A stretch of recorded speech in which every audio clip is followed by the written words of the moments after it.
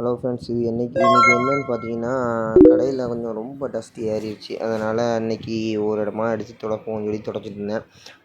அதேமாரி நான் மொத்தமாகவும் எடுத்து இது பண்ண மாட்டேன். என்னென்னா, ஒரு நாளைக்கு ஒரு செக்ஷன் எடுத்து துடைச்சி இது பண்ணிகிட்ருப்பேன். ஏன்னு சொன்னீங்கன்னா, மொத்தமாக துடைச்சி முடிச்சிட்டேன்னா கஸ்டமர் ஆகிற நேரத்தில் நமக்கு ஒரு மாதிரி போர் அடிக்க ஆரம்பிச்சிடும். அதனால் ஒவ்வொரு நாளைக்கு ஏதாவது வேலை பார்த்த மாதிரியும் இருக்கும். அதனால் ஒவ்வொரு நாளைக்கு ஒவ்வொரு செக்ஷன் எடுத்து துடைச்சிட்ருப்பேன்.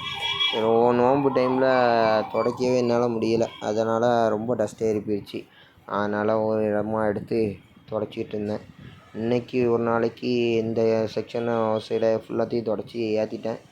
நாளைக்கு அடுத்த பக்கத்தில் நம்ம பார்க்கணும். ஓகே ஃப்ரெண்ட்ஸ், இதுதான் இன்றைக்கி உள்ள வேலை.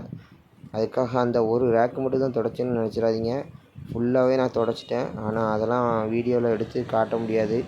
ரொம்ப டைம் எடுக்கும் ரெக்கார்ட் ஆகாது. அதான்.